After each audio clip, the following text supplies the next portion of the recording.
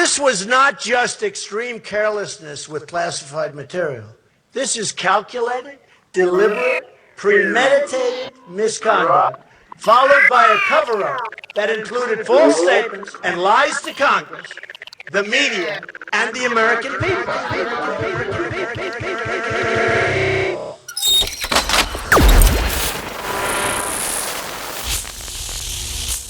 Fusebox.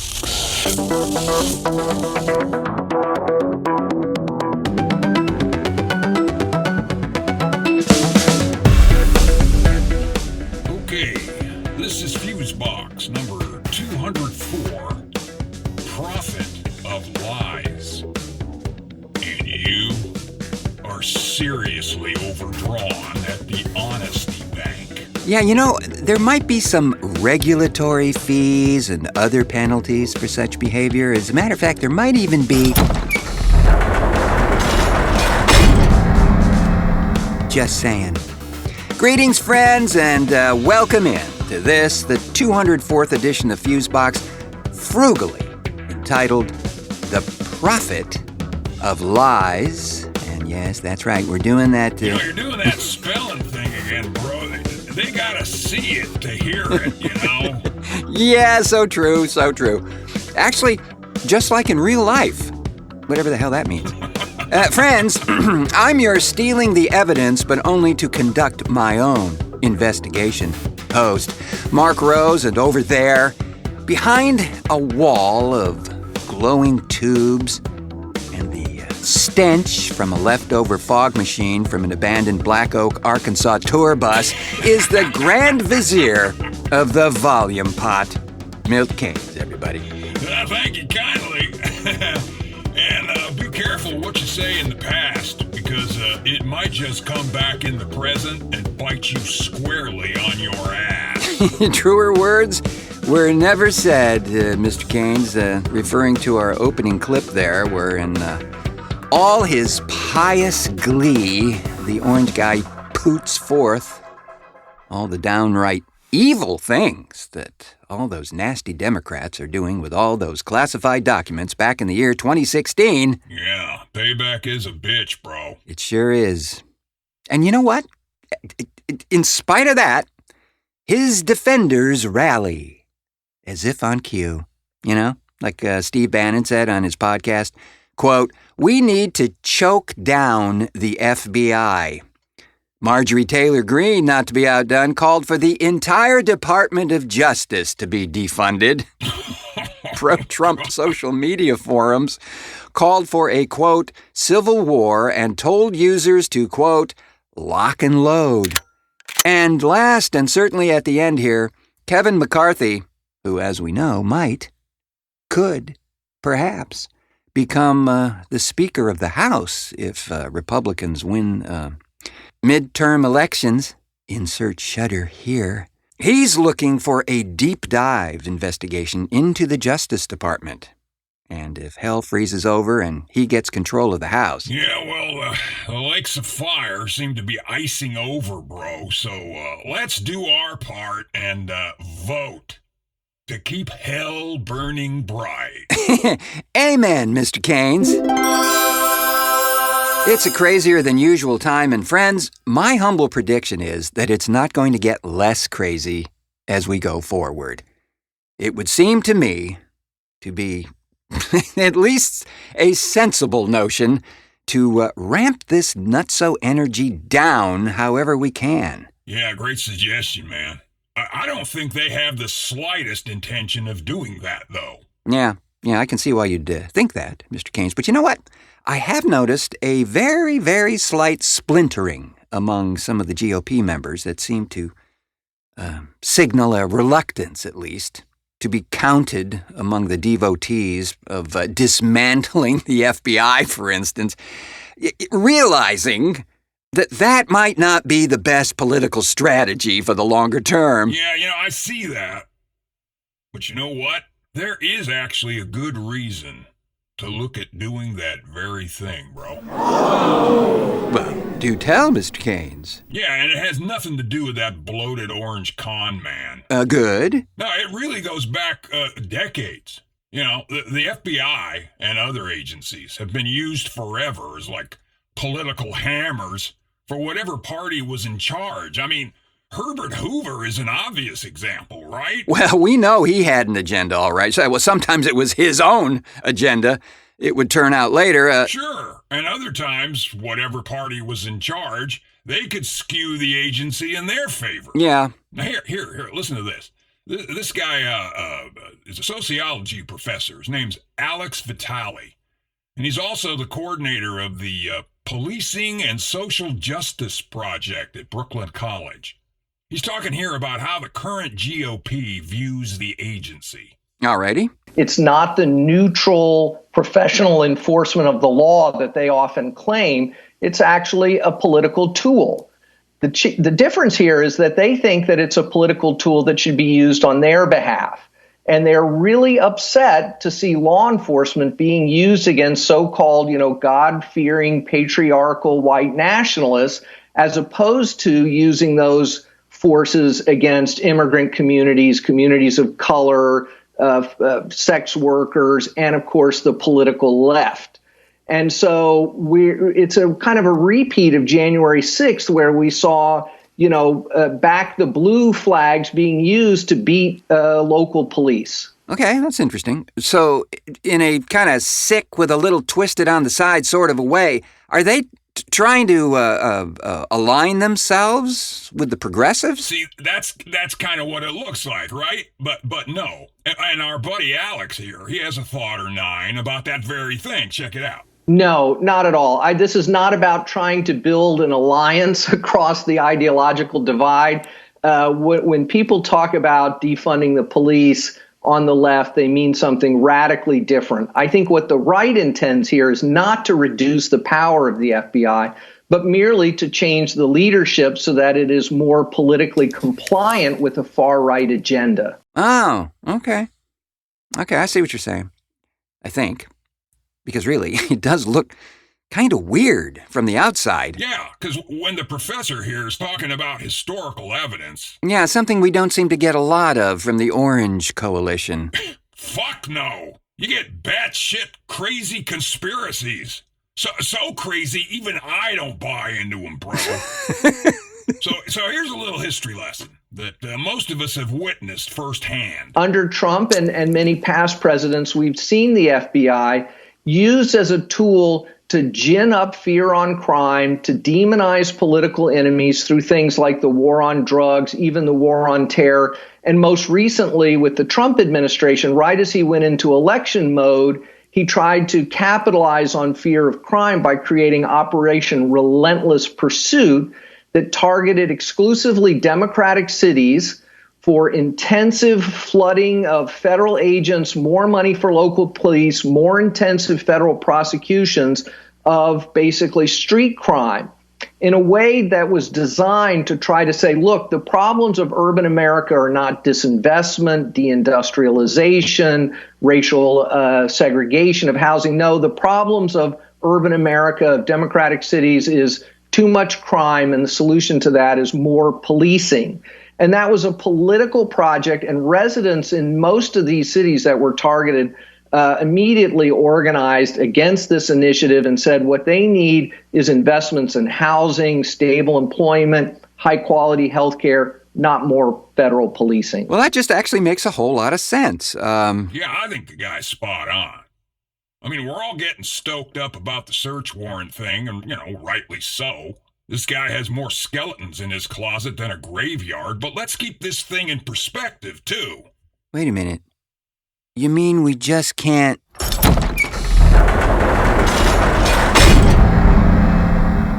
No, man. You left out the piano.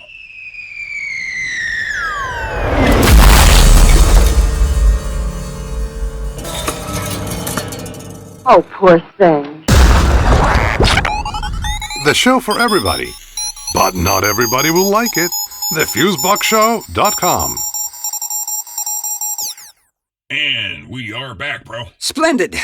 Splendid. So, friends, on our last program, number 203, entitled Web of Deceit, We were talking about the whole naming fiasco surrounding the James Webb Space Telescope thing and how that naming convention went somehow suddenly autocratic rather than the extremely well-established democratic process it had allowed for decades before. You know, like naming the thing based on public suggestions and the like. Yeah, it's kind of like the shape of our current world, too. Well, one could make a case for that, Mr. Keynes. There was a rather interesting development in that situation, albeit not related in any way to the naming protocols or the dubious history of the aforementioned Mr. Webb. But this. A rather renowned physicist by the name of Etienne Klein posted a tweet containing a photograph credited to the most recent snaps sent back from the James Webb Space Telescope. Klein said in his post there, "Photo of Proxima Centauri, the closest star to the Sun, located 4.2 light years from us. She was taken by the JWST. This level of detail. A new world is revealed day after day." Now, the picture shows your typical circular shot of what basically appears to be like a reddish object with a sort of mottled texture, not unlike Jupiter or something like that. And his colleagues were just dazzled. One said, "The last photo of Proxima Centauri was this," and he posted this photo of the distant star. It was all blurry and fuzzy and all that. And he says, "This is a huge step forward." And then they went... Bro, is this the shot? Yes. Yes, Mr. Keynes, that is the shot in question. Well, this looks... Hold it right there, Mr. Keynes. You're about to step in the ointment. Oh, roger that. Okay. So, this finding had Mr. Klein's Twitter feed abuzz with excitement. Until one sharp-eyed Twitter user could see straight through the joke and said, "Fake. It's a slice of chorizo." Exactly. Well, I didn't know it was whatever the hell you just said, but it looked like a slice of sausage close up and kind of blurry. Which is precisely what it was. Etienne Klein was eventually forced to apologize after the joke, claiming that, quote, "no object belonging to Spanish charcuterie exists anywhere but on Earth." Now, of course, not everyone, sadly, saw the funny in this thing. As another user tweeted, "Coming from a scientific research director, it's quite inappropriate to share this type of thing without specifying from the first tweet that it is false information when you know the speed of which a false information spreads." And to that, I say fuck 'em if they can't take a joke. Good day to you, sir. Good day, I say. So this prompted Klein to issue his apology to his 89,000 followers, and he tweeted, "In view of some comments, I feel compelled to clarify that this tweet showing an alleged snapshot of Proxima Centauri was a form of amusement. Let us learn to be wary of arguments from authority as much as of the spontaneous eloquence of certain images. I come to present my apologies to those who may have been shocked by my prank, which had nothing original about it." Here. Yeah, sorry he has such a gang of humorless followers. They're going to hate the fact that the moon is hollow and very probably made of metal.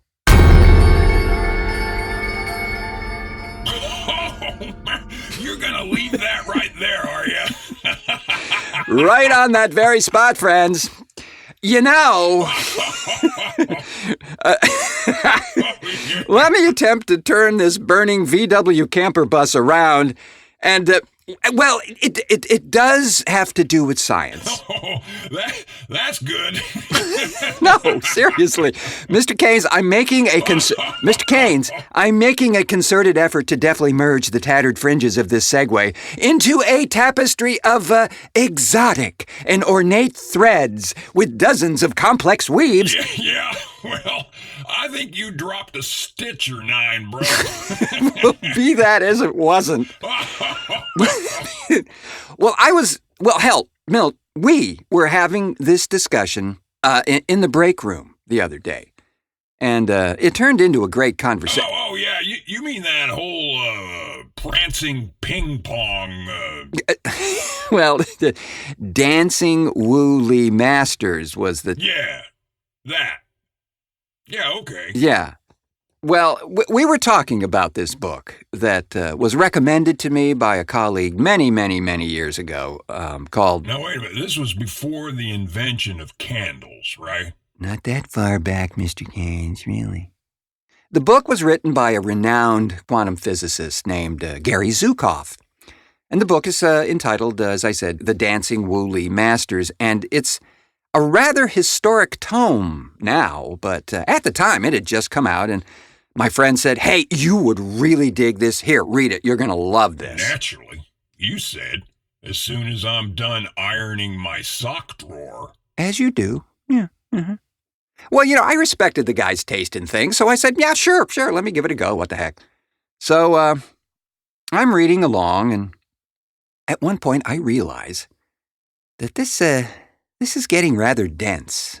It's the history of quantum physics. Now, I'm kind of interested, but this is a kind of deep dive that seemed to me, at least at the time, to be far more appropriate for maybe a student of physics. But I'm reading along, and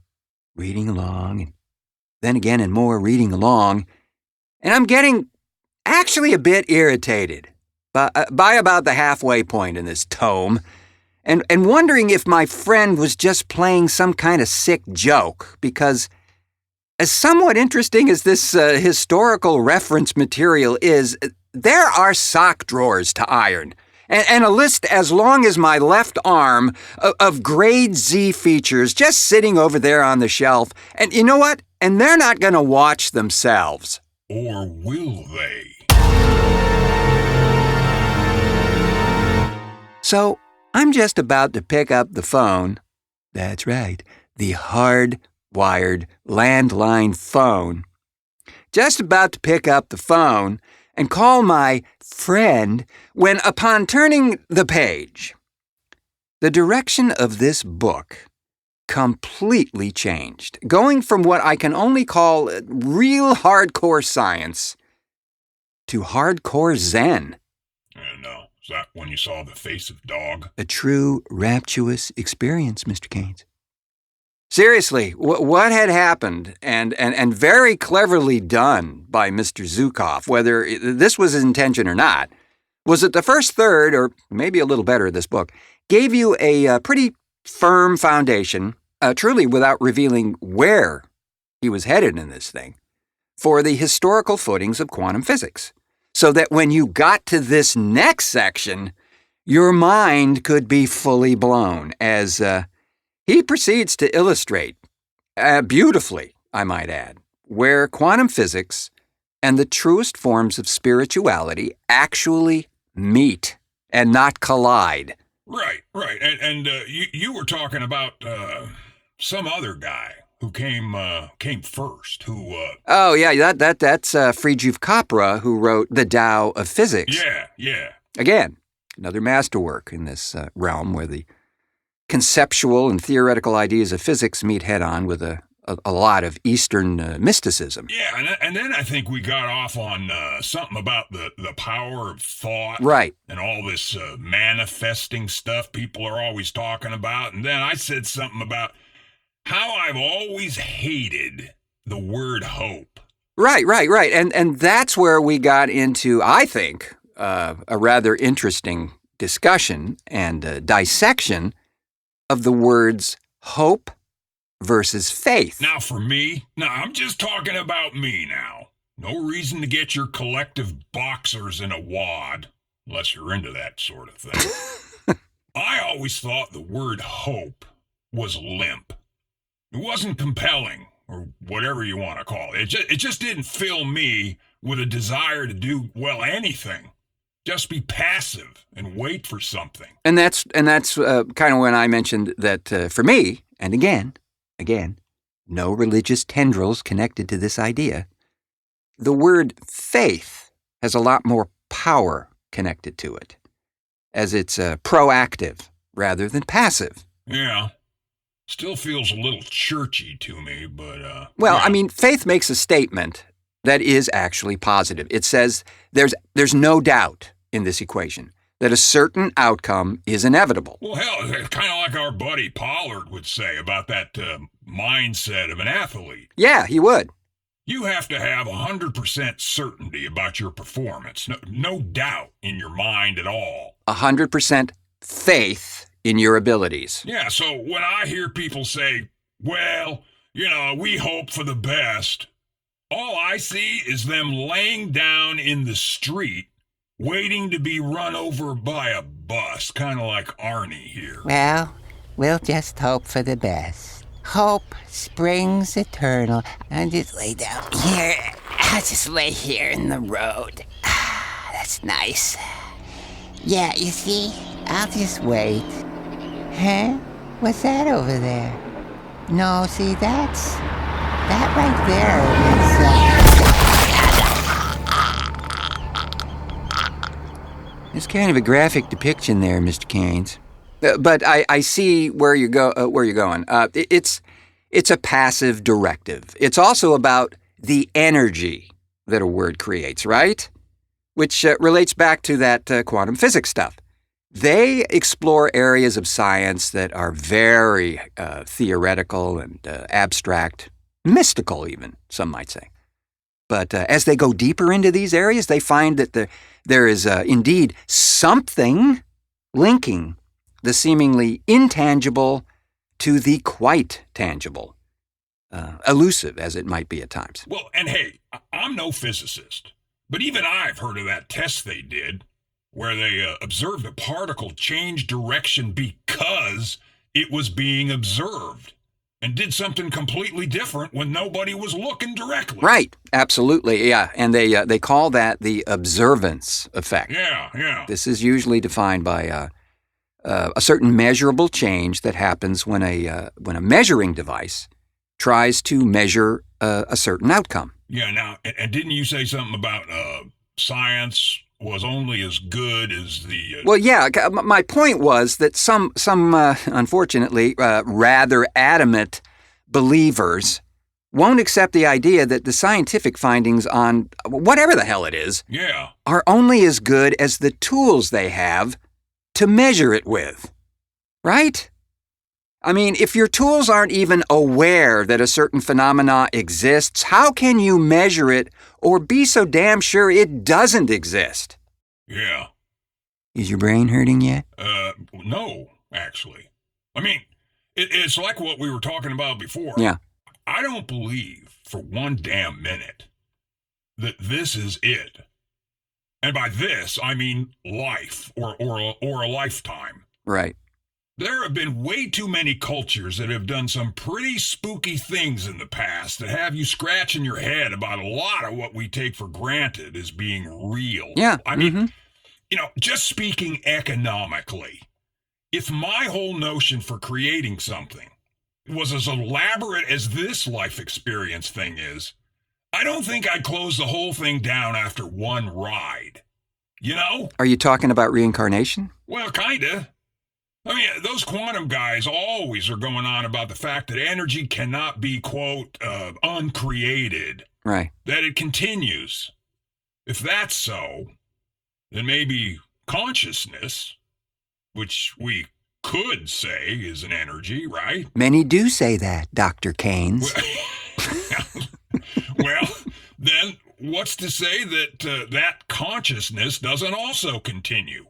Maybe into another experience altogether. Well, and let me add to that there's nothing to say that we need to revisit here this current life experience at all, right? Well, yeah. As we're being informed every day, there are myriad worlds, dimensions, timelines, whatever you want to call it, and energy knows no boundaries until contained. So anything, anywhere, anytime, for no reason at all. To paraphrase the patron saint of Fusebox, Frank Zappa. You just had to get him in there, didn't you? Always, Mr. Keynes. Always. And with that esoteric exit strategy, we shall call it a show, but not before thanking our contributor to this edition of the show, Enrique Andrada, for exquisite ID-ifications. Thanks as well to the interdenominational man of mystery, Milt Keynes over there, for technical assistance and so forth, and so on. A pleasure as always, and let me give a shout out to the folks at Democracy Now! For the use of those clips of Professor Alex Vitaly. Hear, hear. You can see and hear the whole damn interview if you follow the link in the show notes there. Indeed you can, and may we suggest, as we are wont to do, that you join the expectant crowd growing now, friends, and become a Patreon member to help support all the fine humanitarian work we do on this show. Why, you could hear your name mentioned right here, just as our newest member to the Patreon team is about to. A sincere thanks to Aaron for coming aboard and putting money where our mouths are. You have our sincere gratitude. And you also have a Fusebox whiskey mug heading your way with your chosen cover art emblazoned upon it, as that, among many other things, are available to our Patreon members. You gotta check us out at patreon.com/The Fusebox Show to unlock all the deliriousness awaiting you there. Yeah, and you get your own private Fusebox feed with all sorts of things that we do just for members. Or you can always just check out the store as well if you'd prefer. Just go to thefuseboxshow.com and click the swag tab. You'll be thrilled with all the options there. Yeah, by the way, it's a spanking new design, so check it out. And thanks to you, friends, for pushing play on this edition of the show. We do so appreciate you sharing your time with us, and hell, share the program as well. Like it, subscribe, do all those wonderful things. You know the drill. I have been your dreaming all night of being awake all night host, Marc Rose, saying, until our next cartoon.